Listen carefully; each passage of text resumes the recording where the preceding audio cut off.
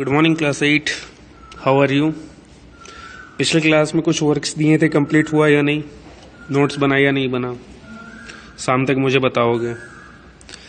Today we have to start with the distribution of minerals. In last class we have completed the types of minerals and its composition, its characteristics, and today we will further proceed to know distribution of minerals, कि कौन सा minerals कहाँ distribute है। क्योंकि पिछले class में पढ़े थे the distribution of mineral is not even, वो हर एक जगह एक जैसा नहीं है ना, सब जगह अलग अलग मिनरल्स डिस्ट्रीब्यूटेड है। लास्ट क्लास में पढ़े थे, we read it last class. So start. देखो डिस्ट्रीब्यूशन ऑफ मिनरल्स बहुत इंपॉर्टेंट है, ध्यान से पढ़ना। Mineral occur in different type. 1 minute, let me pick pen.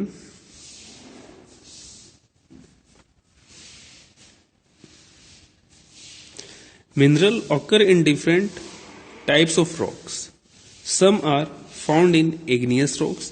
देखो टाइप्स ऑफ रॉक होता है, ठीक है। There are 3 types of rock. Rock कितने टाइप का? 3। पहला इग्नियस, इसे पेरेंट रॉक भी बोलते हैं। Second sedimentary rock. Third metamorphic rock, ठीक है। So igneous rock is also known as the parent rocks, ठीक है। तो 3 टाइप्स ऑफ रॉक होता है, तो उसी रॉक्स का बारे में यहाँ बात करेगा। चलो आगे पढ़ते हैं। Some are found in igneous rocks, some in metamorphic rocks, while other occur in sedimentary rocks, ठीक है। ये 3 तरह का रॉक्स अभी बात किए थे, और इसी 3 तरह का रॉक्स में जो है मिनरल्स पाया जाता है। Generally metallic minerals are found in igneous, जो मेटलिक मिनरल्स होगा, ठीक है, मेटल, ठीक है। तो मेटलिक मिनरल्स जो होगा वो igneous rock and metamorphic rock formation that form large plateau. एक बार सेंटेंस फिर से पढ़ते, ब्रेक हो गया क्योंकि समझाने के चक्कर में सीक्वेंस टूट गया। देखो, generally metallic mineral are found in igneous and metamorphic rock formation that form large plateau. मतलब कि इग्नियस रॉक और मेटामॉर्फिक रॉक जो प्लेट्यू का फॉर्मेशन के टाइम में बना था, ठीक है, ठीक है, उसमें ज्यादा आपका मेटलिक मिनरल्स पाया जाता है। Iron ore in north Sweden, copper and nickel deposits in Ontario Canada, iron nickel chromite and platinum in South Africa are examples of minerals found in igneous and metamorphic rocks, ठीक है। ये सब facts है boss. Minerals का नाम है, उसका सामने कंट्री या कंटिनेंट का नाम लिखना और याद कर लेना, वहां पर किंतु परंतु कुछ नहीं समझना, ठीक है। थोड़ा बहुत जो ज्योग्राफिकल साइंस से होगा रिलेटेड वो तो बता ही देंगे एज पर कंसेप्ट, है ना। Sedimentary rock formation, sedimentary rock formations of plain young fold mountain contain non metallic minerals like limestones. तो देख यार, बात क्या अब कि जो मेटलिक मिनरल है वो मिलेगा इग्नियस रॉक में, ठीक है, और जो तुम्हारा नॉन मेटलिक मिनरल्स है, ठीक है, वो कहां मिलेगा? तुम्हारा सेडिमेंट्री रॉक में, ठीक है। चलो आ जाओ। Limestone deposits of Caucasus region of France. Caucasus वहां का माउंटेन रेंज है, ठीक है, यूरोप का।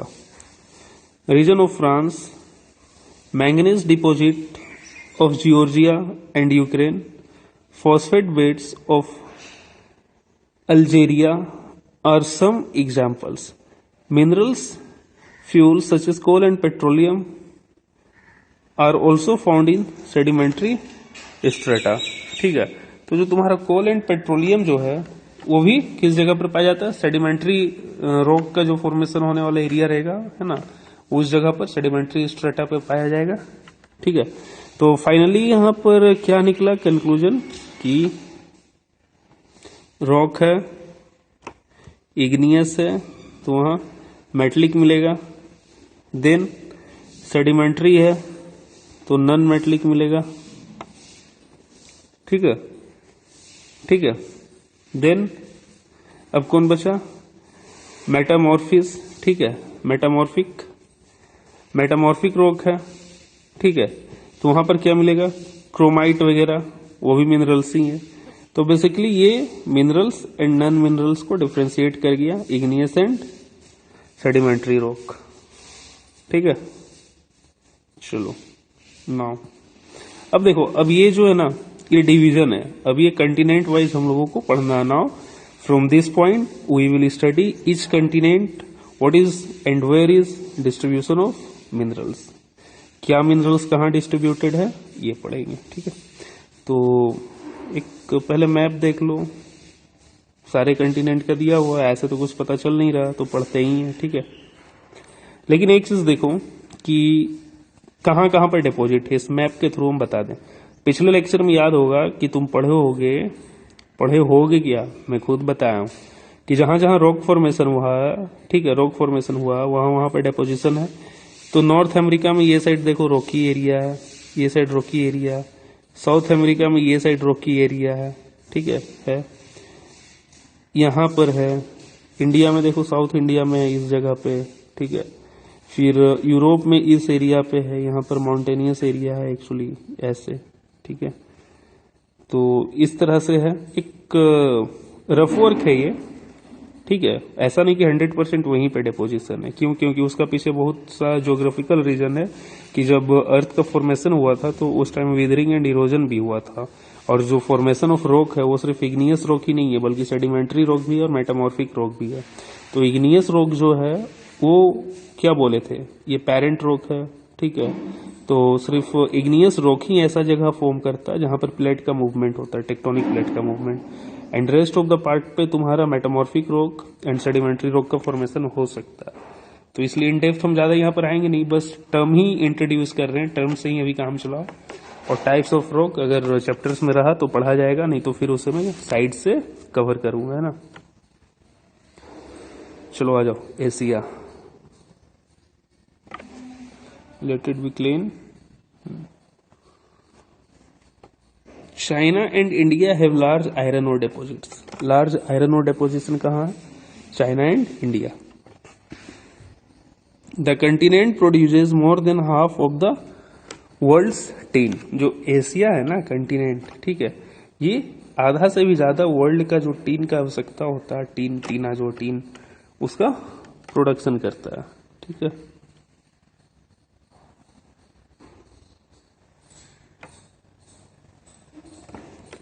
China, Malaysia, Indonesia are among the world's leading tin producers. World का लीडिंग टीन प्रोड्यूसर्स कौन है? China, Malaysia, Indonesia.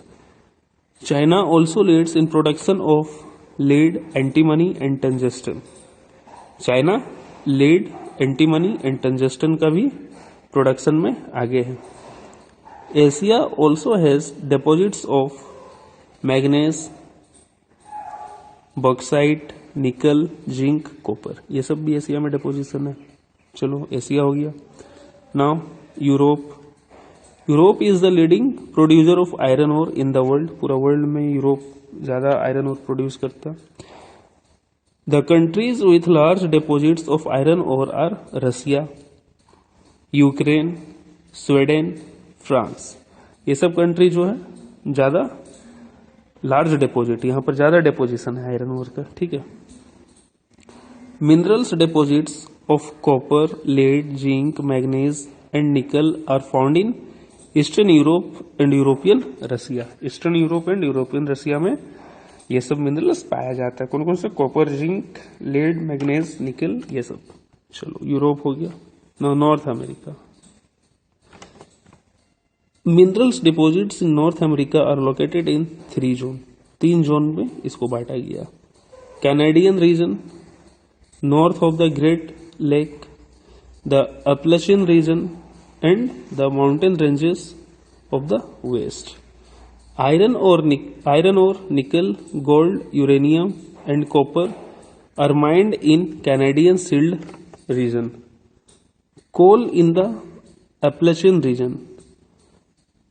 Western Cordilleras have vast deposits of copper, lead, zinc, copper, silver। ठीक है, western कॉर्डिलेराज में। आई थिंक समझ में नहीं आया होगा, सिर्फ हम इसी तरह पढ़ दिए, क्योंकि इसके लिए मुझे मैप दिखाना होगा कि ये सब जगह लोकेटेड है कहाँ कहाँ। ये देखो नॉर्थ अमेरिका, ठीक है।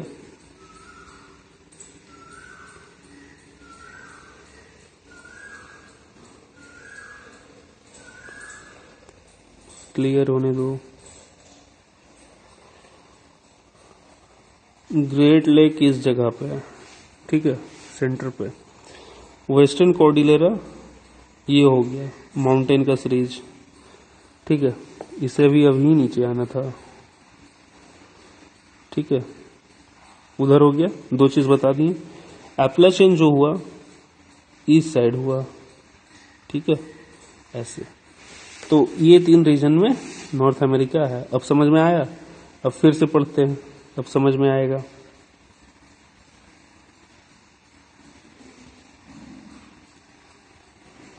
Late it be clear. देखो, North America are located in three zone. Canadian region north of the great lake, great lake का ऊपर कैनेडियन रीजन हो गया। बताएं ग्रेट लेक कहां पर है। फिर है the Appalachian region, Appalachian region बताएं।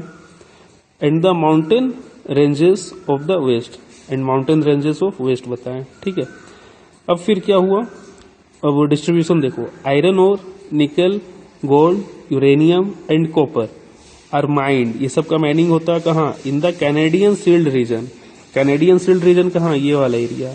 मैप देखो, इसका नीचे पर तुम्हारा, इसका नीचे पे क्या ग्रेट लेक है। ग्रेट लेक का नॉर्थ में कैनेडियन सील्ड, ठीक है। इस सील्ड पे माइंस है किस किस चीज का? ये ऊपर सारे जो मिनरल्स हैं, आयरन और निकल, गोल्ड, यूरेनियम, कॉपर का, ठीक है। अब नाउ आगे देखो।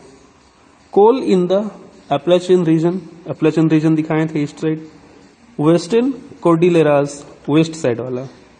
कॉर्डिलेराज मतलब होता है कि एक चेन है ना, एक पीक का चेन, ऊंचाइयों का, चोटियों का चेन जो होता है वो। Western cordilleras have vast deposits of copper, lead, zinc, gold and silver, ठीक है। तो वेस्टर्न कॉर्डिलेराज हो गया जो पर्वतों का श्रृंखला, एक साइड पूरा वेस्टर्न साइड में एक लाइन से, वहां पर किस किस चीज का डिपोजिशन है? लेड, जिंक, गोल्ड, सिल्वर, ठीक है। चलो, डू यू नो में देखो क्या, कुछ नहीं है यहां पर। यहां पे देखो, do you know Switzerland has no known mineral deposits in it. Switzerland पे किसी तरह का डिपोजिशन नहीं है स्विट्जरलैंड में।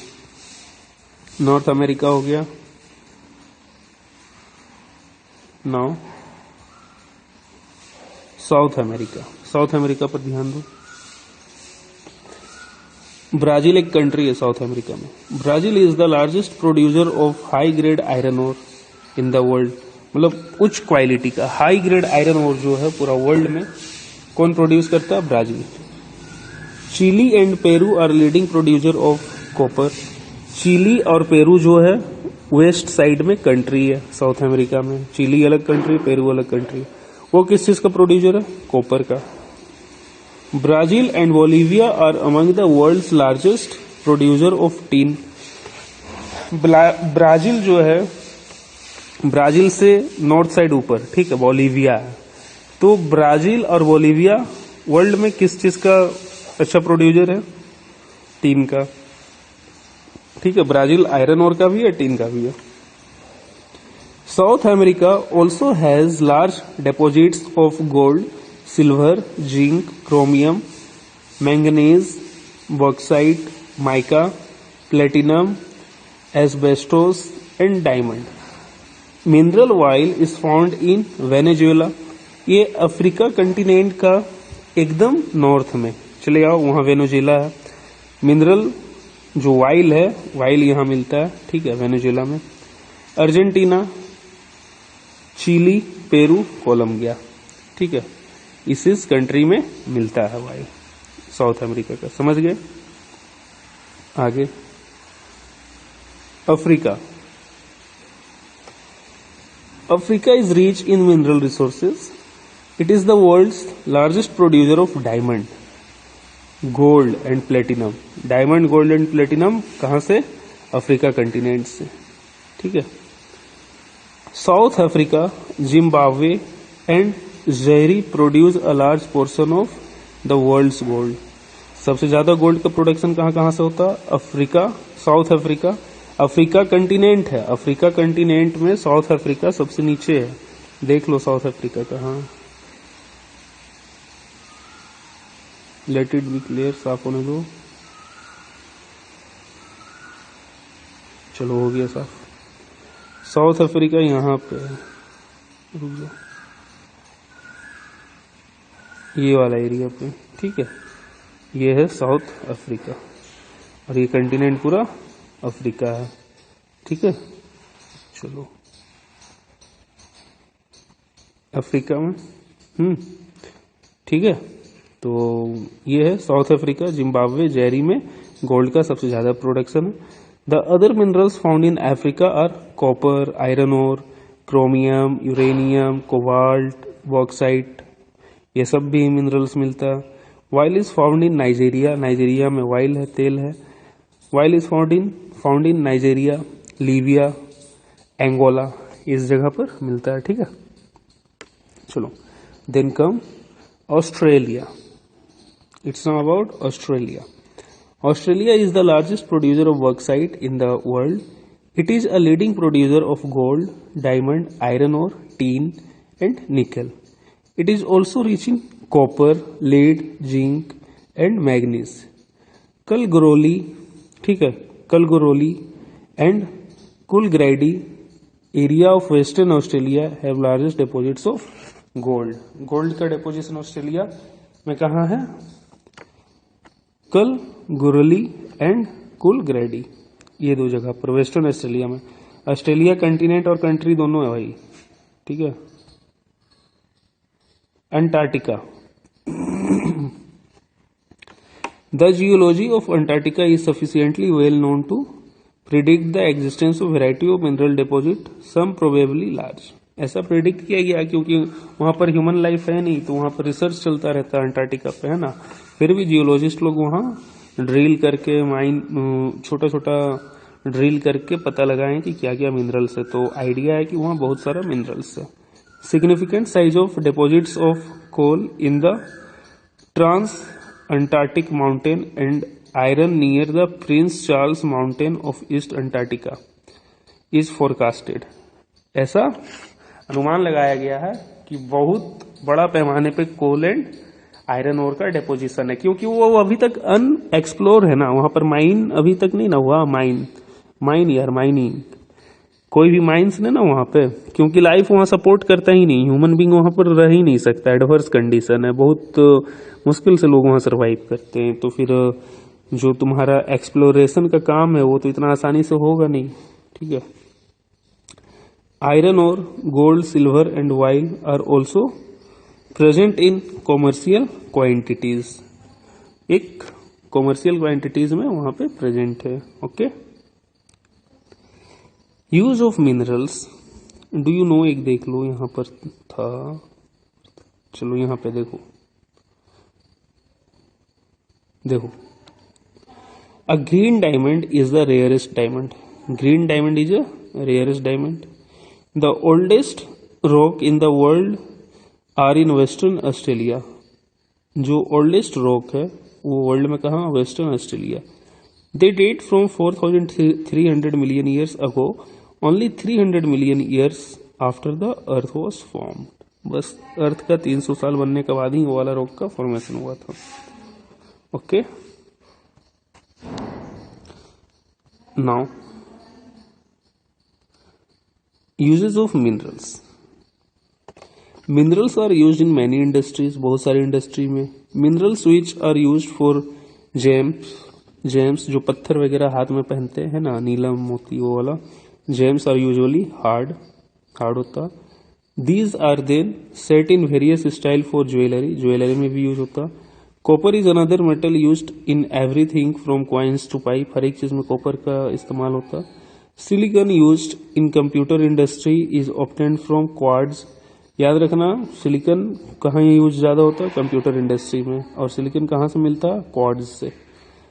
Aluminium obtained from its ore, bauxite, is used in automobile and airplanes, bottling industries, buildings, and even in kitchen cookware. Then the point is that कि aluminium कहाँ से मिलता है, ठीक है, बॉक्साइट से, ठीक है।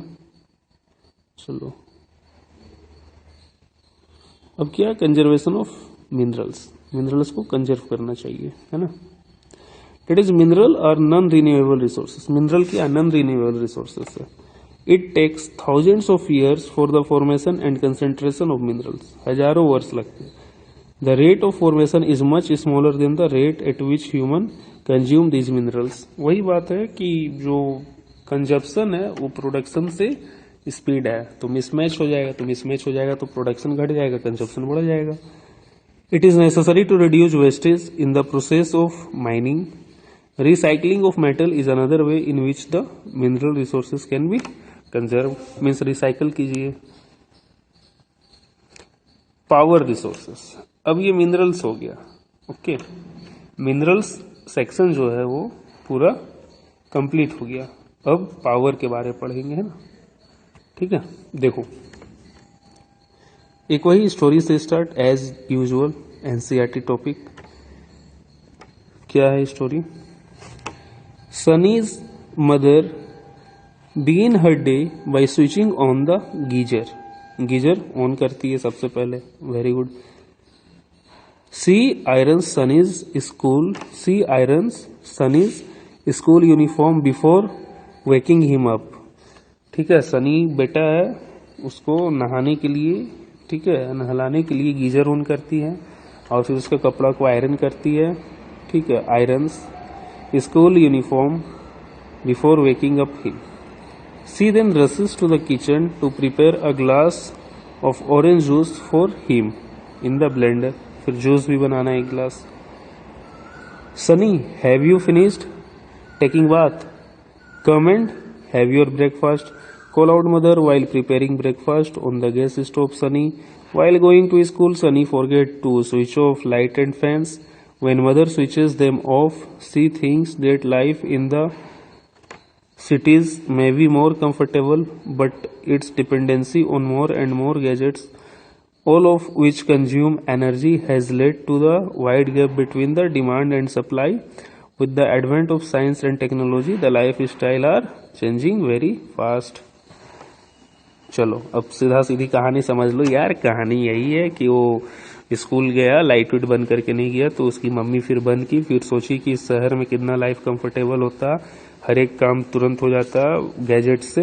लेकिन क्या है कि जितना ज़्यादा गैजेट्स उतना एनर्जी का कंजम्पशन, और जितना एनर्जी का कंजम्पशन अगर उतना सप्लाई नहीं हो पाएगा तो फिर क्या होगा, मिसमैच हो जाएगा, है ना, डिमांड सप्लाई मिसमैच हो जाएगा और उतना एनर्जी भी प्रोड्यूस करना पड़ेगा।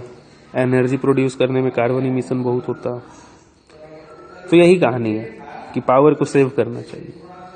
चलो आगे आओ।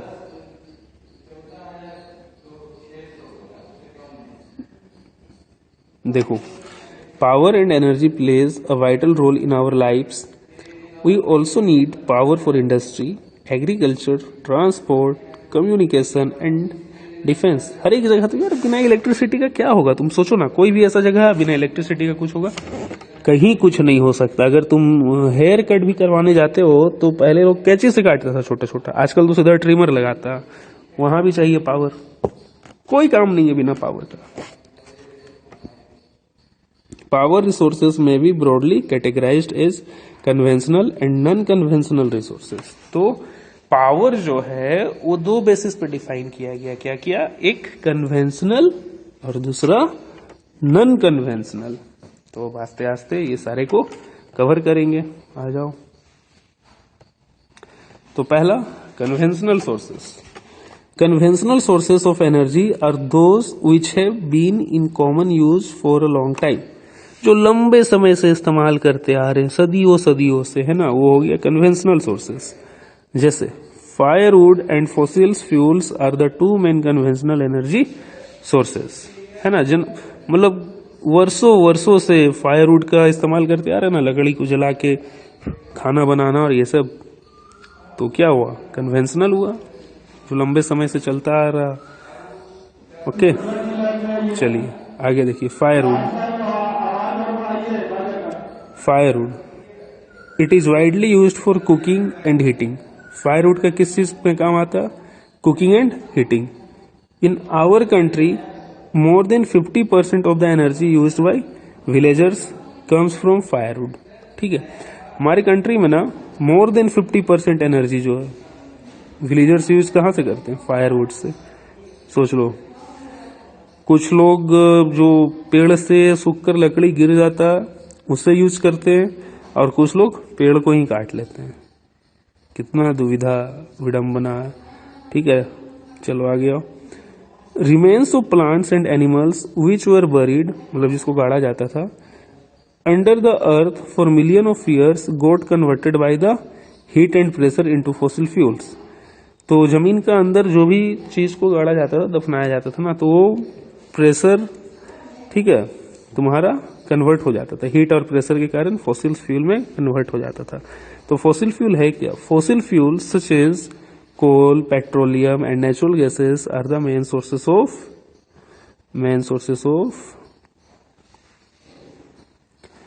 conventional energy। conventional energy ये सब क्या है? conventional energy का sources है। अरे नेचुरली जो मिला हुआ है ना भगवान से लंबा समय से, वो सारा चीज नेचुरली, ये लकड़ी, कोल, पेट्रोल, ये सब दिया हुआ ना ऊपर वाला स्टोर नेचुरली। ठीक है, तो वो सब कन्वेंशनल हो गया। The reserves of these minerals are limited। Reserve जो है लिमिटेड है। The rate at which the growing world population is consuming them is far greater than the rate their formation। फिर वही वाली बात कि जितना तेज रफ्तार से हम लोग यूज कर रहे हैं उतना तेज रफ्तार से इसका फॉर्मेशन नहीं हो रहा है। तो फिर क्या होगा? डिमांड सप्लाई प्रॉब्लम, है ना। आगे देखो। So these are likely to be exhausted soon. तो इस तरह से चला तो ये खत्म हो जाएगा जल्दी। नाउ कोल। अब कोयला के बारे में पढ़ते हैं। This is most abundantly found fossil fuel. बहुत पैमाने पर ये मिलता है, बहुत बड़े पैमाने पर। ठीक है, it is used as domestic fuel, industries such as iron and steel, steam engines and to generate electricity. Coal का यूज कहाँ कहाँ होता है? घर में होता ही है, इंडस्ट्री में होता ही है। ठीक है, जैसे कि आयरन एंड स्टील इंडस्ट्रीज में होता है। फिर इंजन पहले चलता था इसी कोयला से, और इलेक्ट्रिसिटी भी जनरेट होता है कोयला से। ठीक है, तो electricity from coal is called thermal power. तो जहां पर कोयला से इलेक्ट्रिसिटी जनरेट होता है ना, उस पावर प्लांट को क्या बोलते हैं? Thermal power plant. ठीक है, thermal power plant. The coal which we are using today was formed million of years when a giant ferns and swamps got buried under the layer of earth. Coal is therefore referred to a buried sunshine। क्या हुआ था वर्षों पहले जब depression बना हुआ था धरती पे, गड्ढा बड़ा बड़ा, ठीक है, तो दलदल का रूप ले लिया वो। अब दलदल का रूप लिया तो आस्ते आस्ते 300-400 साल में वो सूख गया, कन्वर्ट हो गया। तो 500-600 साल बाद क्या हुआ? वो फ्यूल का फॉर्मेशन हो गया। देखो ज्योग्राफी में जो भी होता है वो 4-5 साल में नहीं होता दोस्त, ठीक है, बल्कि 400-500 साल में होता है। इसलिए हम इतना लंबा लंबा समय का एग्जाम्पल लिए। ठीक है, तो इस तरह कोल का फॉर्मेशन हुआ, इसलिए इसे बरीड सनशाइन भी बोलते हैं। ठीक है, कोल वगैरह जो है ना, कोल को बरीड सनशाइन भी बोलते हैं, और कोल को ब्लैक डायमंड भी बोलते हैं। ठीक है, पेट्रोल को ब्लैक गोल्ड कहते हैं। 3 चीज बताएं, याद रखना। कोल को ब्लैक डायमंड, पेट्रोल को ब्लैक गोल्ड। ठीक है, ठीक है, और फिर यहां पर किताब पर कोल का दिया ही बरीड सनशाइन। तो कोल का 2 नाम और पेट्रोल का 1 नाम। कोल का 2 नाम कौन? Black diamond and buried sunshine, और पेट्रोल का ब्लैक गोल्ड। ठीक है, चलो आगे आओ।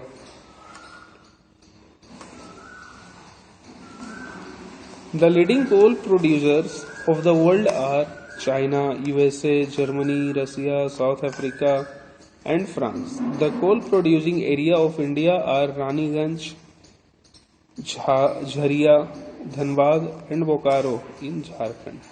ठीक है, ये जगह है। तो कोल प्रोड्यूसिंग एरिया कौन है इंडिया में? एक रानीगंज जो कि वेस्ट बंगाल में यहाँ है, और उसके बाद झरिया, धनबाद एंड बोकारो जो कि झारखंड में है। ठीक है, झारखंड से ही कोल प्रोड्यूस होता है और झारखंड में ही बहुत लाइन कटता है दोस्त। ये देखो, ये थर्मल पावर स्टेशन है, किस तरह होता है कोल का प्रोडक्शन। इस तरह का पावर प्लांट बड़ा बड़ा रहता लगा हुआ है ना चिमनी के साथ। यहाँ कोल से हीट पैदा होता है और हीट के बाद वो टरबाइन रोटेट करता है और इलेक्ट्रिसिटी को जनरेट किया जाता है। ठीक है, नाउ पेट्रोलियम। तो I think I should stop here, हम लोग को यहीं रुक जाना चाहिए क्योंकि नोट डाउन भी करना है। तो फिर in next class we will continue from petroleum. तब तक के लिए गुड बाय, टेक केयर, अपना रिवीजन कीजिए, याद कीजिए, बाय।